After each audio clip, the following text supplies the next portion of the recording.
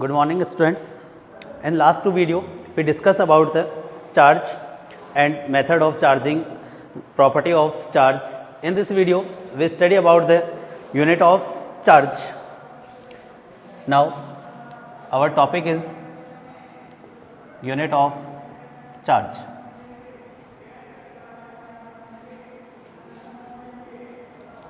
Unit of charge in the 10th class we study कि पर second time जो अपना चार्ज फ्लो होता है वो करंट कहलाती है, यानी I is equals to Q upon T.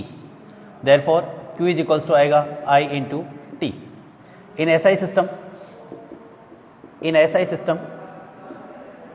The unit of charge Q is equals to आ जाएगा अपने पास I की SI सिस्टम के अंदर यूनिट जो होती है वो अपनी एम्पियर, तो एम्पियर T की सेकेंड.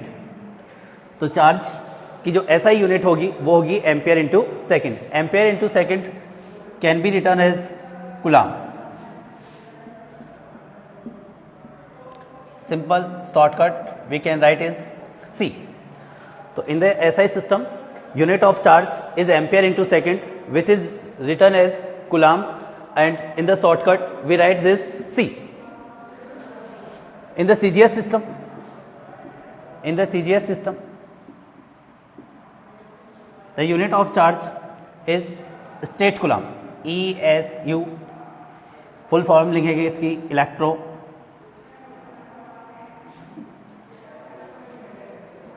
Electrostatic unit. E का मतलब इलेक्ट्रो, S का मीन्स स्टैटिक्स, U का unit, electrostatic unit. Electrostatic unit इसको अपन फ्रैंकलिन भी लिख सकते हैं.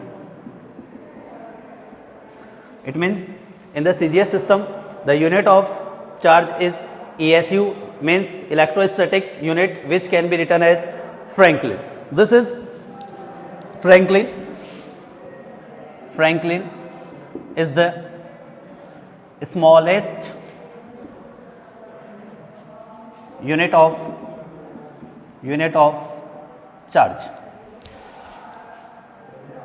1 Franklin is equals to होता है 3.3 into 10 to the power minus 9 coulomb. The biggest unit of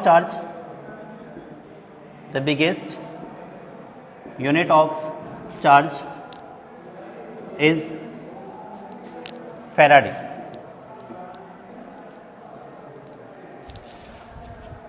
shortly we can write is F. 1 faraday is equals to 96,500 coulomb. Another unit of charge EMU means electromagnetic unit. 1 EMU is equals to 10 ESU. So therefore there will be 4 and 5 unit of charge. First, in the SI system Q is equals to ampere into second, which can be written as coulomb. Second, in the CGS system the unit of charge ESU means electrostatics unit, which can be written as Franklin. ESU and Franklin is the smallest unit of charge is equals to लिखा जा सकता है 1 ESU. The biggest unit of charge is Faraday. 1 Faraday is equals to 96,500 coulomb. Another unit of charge EMU. The full form of EMU is electromagnetic unit. 1 electromagnetic unit is equals to होता है 10 electrostatic unit. This is the unit of charge. Now today our topic जो next होगा वो होगा अपना coulomb force.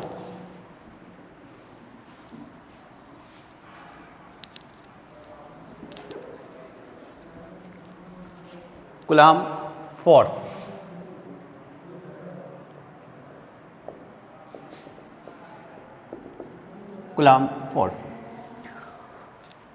Coulomb force होता है वो पॉइंट चार्ज के बीच में लगता है, यानी अपने पास दो चार्ज हैं, 2 charge minus Q and plus Q, या अपन इसको ऐसे भी लिख सकते हैं Q1 and Q2.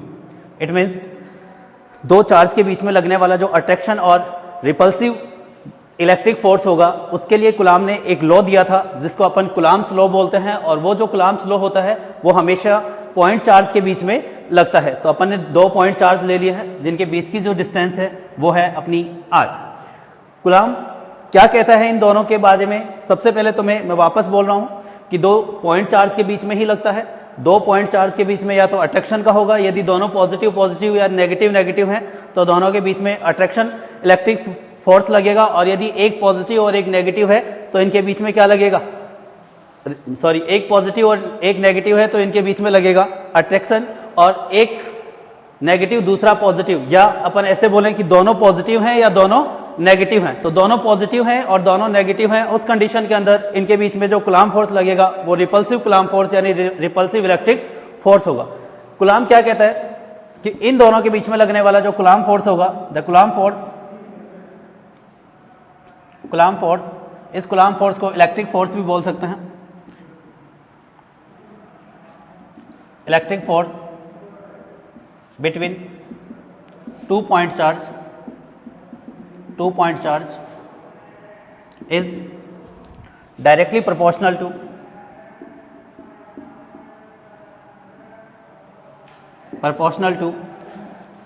multiplication of both charge.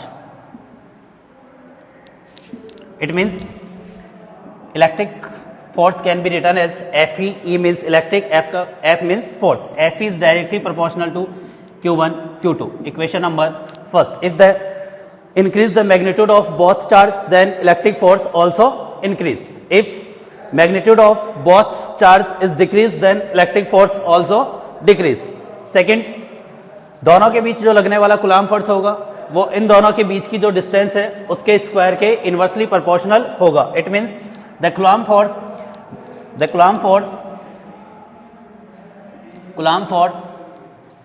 is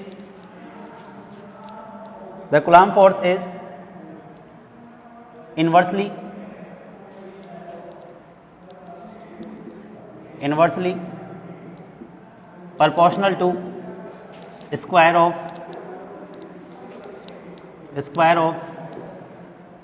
distance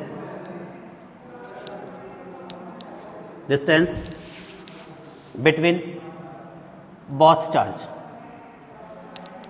Therefore, we can write as Fe is indirectly proportional to inversely proportional to square of distance. Equation number 2. It means the distance between both charge is increased, then the electric force is decreased. If the distance of both charge is decreased, then the electric force is increased. By equation first and second, we can write Fe is directly proportional to Q1 Q2 upon R square. We remove the proportional sign, then there will be a constant. Constant will be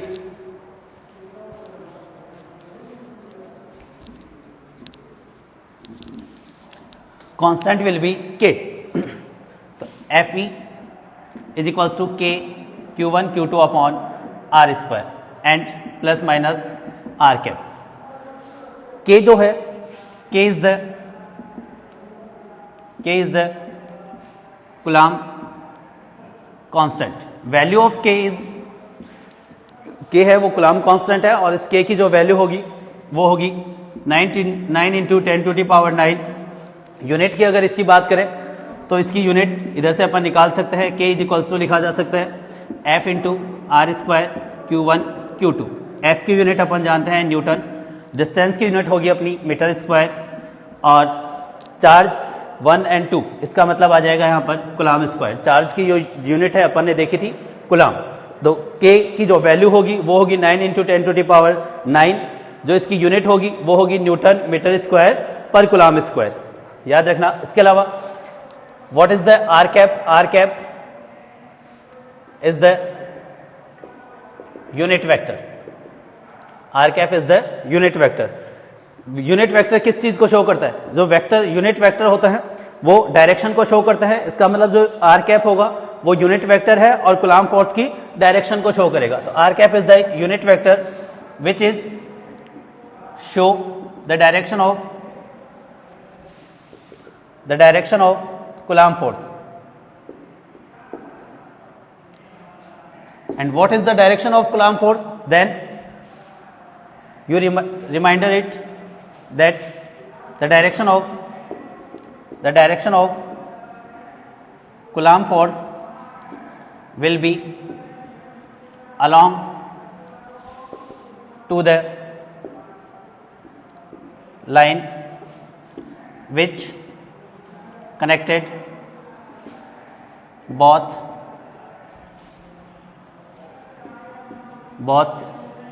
charge.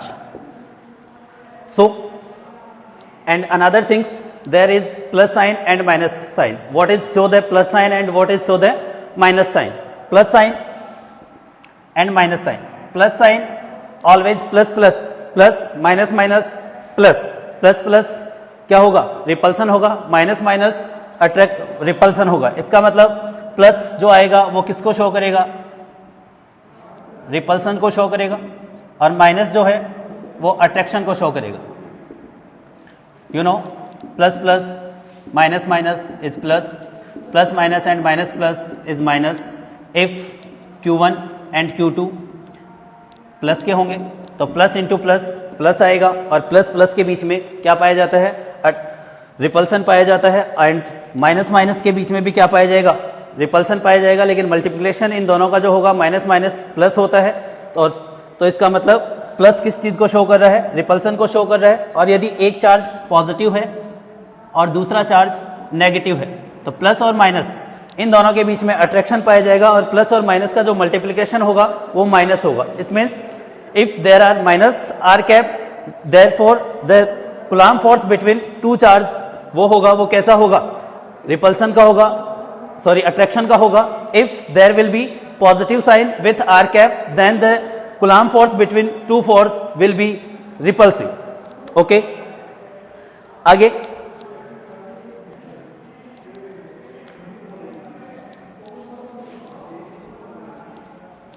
another value of k is equals to 1 upon 4 pi epsilon naught. K is equals to 1 upon 4 pi epsilon naught, where epsilon naught is permeability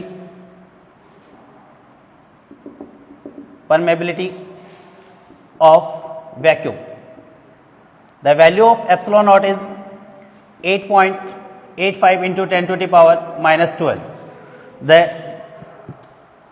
unit of epsilon naught is just opposite to the k, because k 1 upon epsilon naught लिख सकते हैं अपन।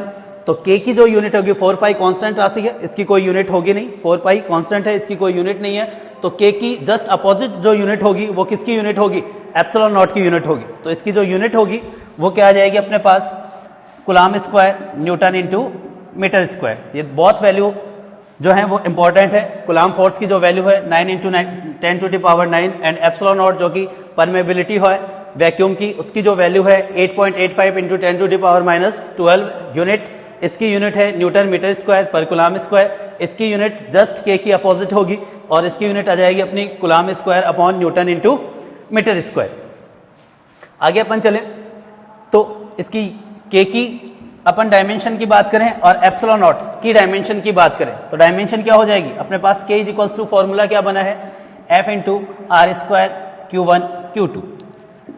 F की जो dimension होती है वो होती है M1 L1 T minus 2। Distance L होती है, तो इसका क्या हो जाएगा? L स्क्वायर अपॉन चार्ज की होती है A1 T1, एंड दूसरे चार्ज के लिए भी लिखेंगे अपन A1 T1। तो यूनिट इसकी क्या निकल के आएगी? अपने डायमेंशन इसकी क्या निकल के आएगी?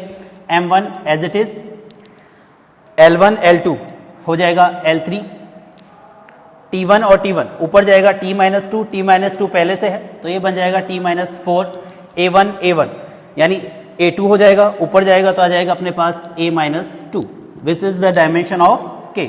एप्सिलॉन नॉट की अगर अपन डायमेंशन की बात करें तो जस्ट इसकी क्या हो जाएगी? अपोजिट हो जाएगी, और वो क्या होगी अपनी? M minus 1 L minus 3 T4 A2. So dear students, you always reminded that the value of K and the value of epsilon naught, the dimension of K and the dimension of epsilon naught, the unit of K and the unit of epsilon naught. Coulomb force अपना ये complete हुआ है. Coulomb force वापस मैं repeat कर रहा हूँ, हमेशा पॉइंट चार्ज के बीच में लगता है. 2 पॉइंट चार्ज होंगे, उन दोनों पॉइंट चार्ज के बीच की डिस्टेंस यदि अपन स्मॉल r लेते हैं तो याद रखना जो कूलाम फोर्स होगा वो क्या होगा, दोनों चार्ज के मल्टीप्लिकेशन के प्रोपोर्शनल होगा. दोनों चार्ज के बीच की डिस्टेंस के इन्वर्सली, डिस्टेंस के स्क्वायर के इन्वर्सली प्रोपोर्शनल होगा. दोनों यदि अपन प्रोपोर्शनल का साइन हटाएंगे तो कांस्टेंट k आएगा. k होगा वो कूलाम कांस्टेंट होगा. कूलाम कांस्टेंट की वैल्यू लिखी हुई है और k की जो और जो वैल्यू होती है वो होती है k is equals to 1/4 pi epsilon naught. और एप्सिलॉन नॉट है वो है परमेबिलिटी ऑफ वैक्यूम. तो अपन एप्सिलॉन नॉट की भी वैल्यू याद रखेंगे और k की वैल्यू भी याद रखेंगे. इनकी यूनिट भी याद रखेंगे और इनकी डायमेंशन भी याद रखेंगे. अब ये जो कूलाम फोर्स है ये तो अपन ने देख लिया. अब इस कूलाम फोर्स की प्रॉपर्टी क्या क्या है वो मोस्ट नेसेसरी है फॉर आरबीएससी एग्जाम या अनदर एग्जाम. तो अब अपन जो देखेंगे वो देखेंगे the property of coulomb force.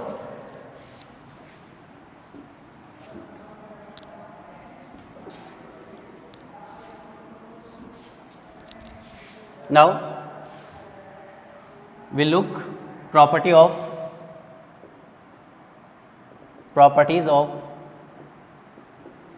Coulomb force. What is the property of Coulomb force? There was many property of Coulomb force. First property, Coulomb force always, अपन ने देखा है यदि पॉजिटिव पॉजिटिव होगा तो उसके बीच में रिपल्सन लगेगा, नेगेटिव नेगेटिव होगा तो भी रिपल्सन लगेगा, पॉजिटिव नेगेटिव होगा तो अट्रैक्शन लगेगा, नेगेटिव पॉजिटिव होगा तो अट्रैक्शन लगेगा. इसका मतलब coulomb force will B attraction and repulsion. Okay, यानी कूलाम फोर्स अट्रैक्शन और रिपल्सन दोनों नेचर का होता है. Coulomb force will B attraction and repulsion.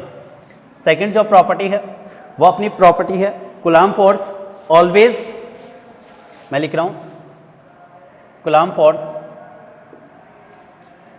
Always follow to the law of inverse square. Law of inverse square. What is the law of inverse square? If any physical quantity is inversely proportional to this length square, yani distance square, or we know that in the formula of Coulomb force will be F is equals to K Q1 Q2 upon R square plus minus R cap. In this formula, F is inversely proportional to square of distance. It means coulomb force always follow to the law of inverse square. Third जो property है अपनी, जो coulomb force है, coulomb force always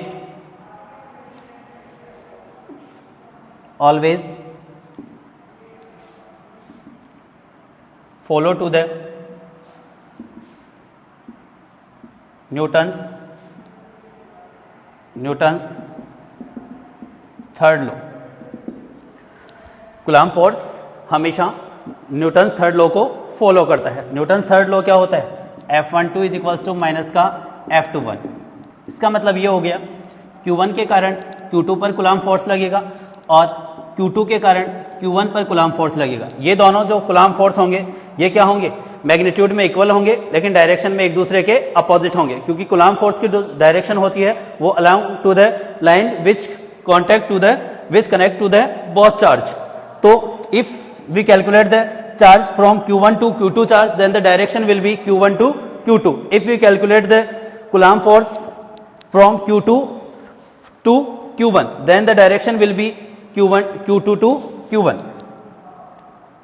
Okay, it means the direction Q1 के कारण Q2 पर लगने वाले कूलाम फोर्स और Q1 के कारण Q2 पर लगने वाला जो कूलाम फोर्स है, या उल्टा सीधा अपन बोलें Q1 के कारण Q2 पर या Q2 के कारण Q1 पर लगने वाला जो कूलाम्ब फोर्स होगा वो मैग्नीट्यूड में तो इक्वल होगा और डायरेक्शन में एक दूसरे के अपोजिट होगा। नेक्स्ट फोर्थ जो प्रॉपर्टी है, फोर्थ प्रॉपर्टी है coulomb force is a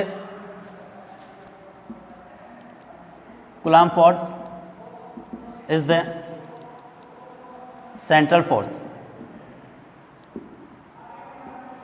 coulomb force है वो कैसा फोर्स है, एक सेंट्रल फोर्स है। Next property coulomb force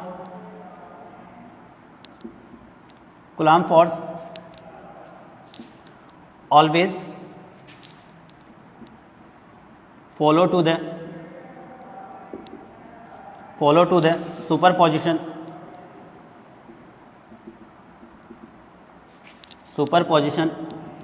principle. What is the superposition principle? Superposition principle क्या होता है उसको अपन देखें अलग से।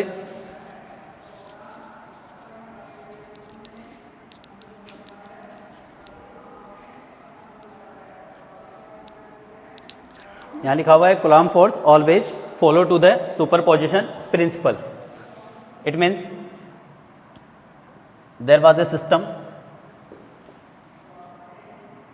ये अपना x and y in this, इसके अंदर ये अपना कोऑर्डिनेट सिस्टम है। इस कोऑर्डिनेट सिस्टम के अंदर अपने पास कोई बॉडी है। इस बॉडी के अंदर ये Q1 चार्ज, ये Q2 चार्ज, ये Q3 चार्ज, ये Q4 चार्ज, ये Q5 चार्ज और ये है हो गया अपना Q0 चार्ज। इसका पोजीशन वेक्टर अपन R1 ले लेते हैं, R2 ले लेते हैं, इसका पोजीशन वेक्टर अपन R1 ले लेते हैं, इसका जो पोजीशन वेक्टर होगा वो हो जाएगा R3 हो जाएगा।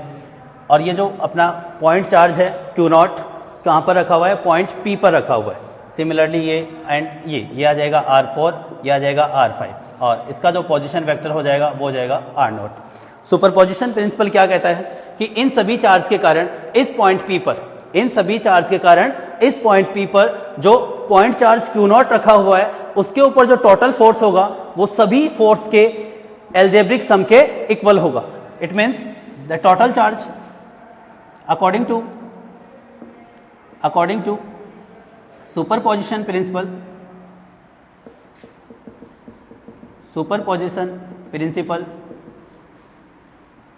the total charge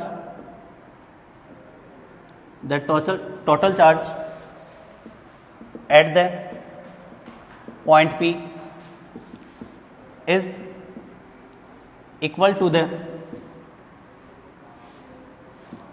the sum of all forces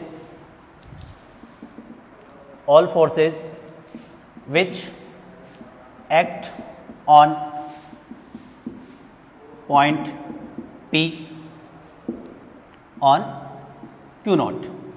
It means F is equals to F1 plus F2 plus F3 plus F4 plus dash dash dash Fn। F is equals to आ जाएगा अपने पास K Q1 Q0 upon R10 का square R10 का cap.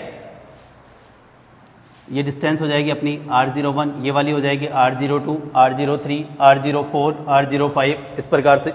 तो F1 की जो value होगी, क्योंकि अपना जो कूलाम्ब फोर्स होता है वो होता है F is equals to K Q1 Q2 R square R cap. इसका मतलब F इज इक्वल्स टू आ जाएगा K Q1 Q2 R1 naught का स्क्वायर R1 नॉट का कैप। इसी प्रकार F2 अपन लिखेंगे तो K Q1 Q2 Q0 upon R20 का स्क्वायर R20 का cap plus dash dash dash.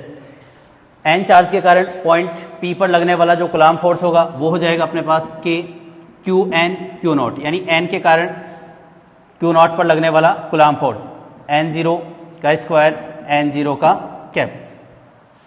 इसको अपन समीशन के रूप में लिख सकते हैं।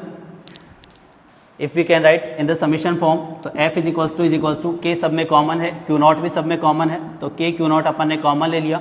अंदर आ जाएगा अपने पास Q1 अपॉन R10 का स्क्वायर R10 का cap plus Q2 upon R10 का स्क्वायर R20 का स्क्वायर R20 का cap plus dash dash Qn Rn0 का कैप अपॉन Rn0 का square.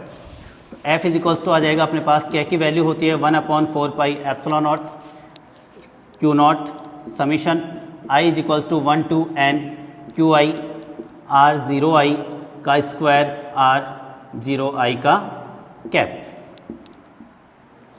This is the superposition principle for Coulomb force.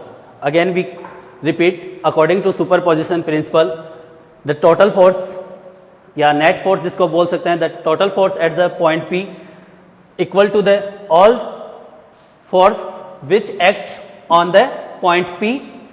तो F is equals to F1 plus F2 plus F3 plus F4 plus dash dash dash Fn. Value put कर दी और summation के रूप में लिख दिया. ये अपना सुपरपोजिशन प्रिंसिपल है एक कुलाम्ब फोर्स के लिए. नेक्स्ट, इसका जो अपनी छठवीं प्रॉपर्टी है कुलाम्ब फोर्स की, वो अपनी प्रॉपर्टी होगी सिक्स प्रॉपर्टी. कुलाम्ब फोर्स जो होता है वो कभी भी इफेक्टेड नहीं होता है किससे, किसी तीसरे चार्ज से. अपने को पता है कि Q1 और Q2 के बीच जो लगने वाला फोर्स होगा वो क्या होगा, F इज इक्वल्स टू, यदि इनके बीच की डिस्टेंस R है तो F इज इक्वल्स टू आएगा K Q1 Q2 upon R square R cap. यदि if we take another charge Q3, then Coulomb force does not affected between Q1 and Q2 at the presence of Q3. मैं लिख रहा हूं यहां पर Coulomb force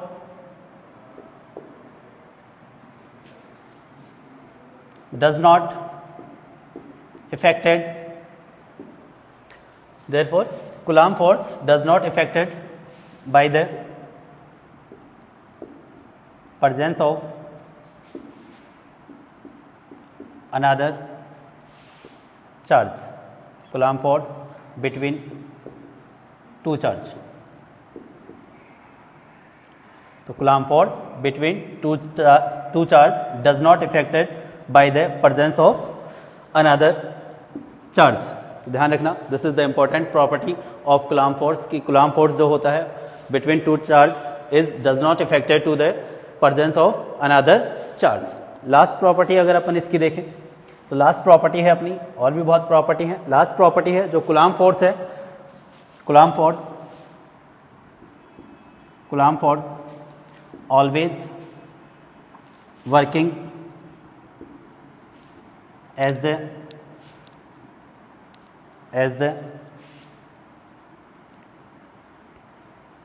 more distance 10 to the power minus 15 metre. या another words में इसको अपन ये भी लिख सकते हैं, Coulomb force does not working distance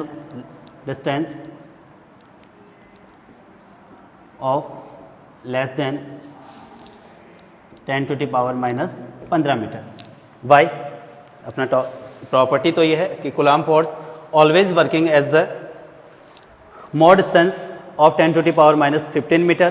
या अपन ये बोलें इसको कि Coulomb force does not working distance of less than 10 to the power minus 15 metre, because in the जो 10 to the power minus 15 metre होती है वो अपनी न्यूक्लियस की साइज होती है, और न्यूक्लियस के अंदर जो होता है वो एक न्यूक्लियर फोर्स वर्क करता है, और इस न्यूक्लियर फोर्स जो होता है वो एक सबसे स्ट्रॉन्ग फोर्स होता है, और स्ट्रॉन्ग फोर्स होने के कारण ये जो अपना इलेक्ट्रिक फोर्स होता है वो वहाँ पर नेग्लेजिबल हो जाता है. तो जो अपना न्यूक्लियस होता है, न्यूक्लियस की size 10 to the power minus 15 metre होती है. न्यूक्लियस के अंदर जो प्रोटॉन पाए जाते हैं, प्रोटॉन के बीच में जो लगने वाला प्रोटॉन के बीच में जो लगने वाला Coulomb force होगा वो क्या होगा, वहाँ पर वर्क नहीं करेगा, क्योंकि वहाँ पर जो फोर्स वर्क करेगा वो कौन सा फोर्स वर्क करेगा, न्यूक्लियर फोर्स वर्क करेगा. और जो न्यूक्लियर फोर्स होता है वो इस Coulomb force की रेस्पेक्ट में बहुत ज़्यादा स्ट्रांग होता है. तो ये Coulomb force की कुछ प्रॉपर्टी थी, इनको मैं एक बार फिर रिवाइज कर रहा हूँ.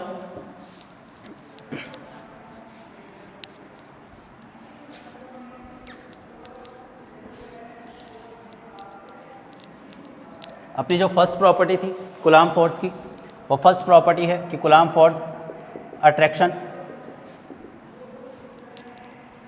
एंड रिपल्सन बोथ नेचर का होता है. सेकंड जो प्रॉपर्टी है अपनी कि Coulomb force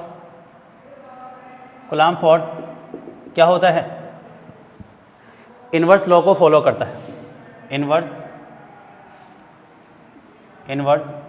स्क्वायर लॉ, यानी Coulomb force always follow to the inverse square law. Third जो प्रॉपर्टी है कि कूलाम फोर्स एक कंजर्वेटिव फोर्स भी है और सेंट्रल फोर्स भी है। Coulomb force is conservative and central force. Fourth, coulomb force follow to the superposition principle.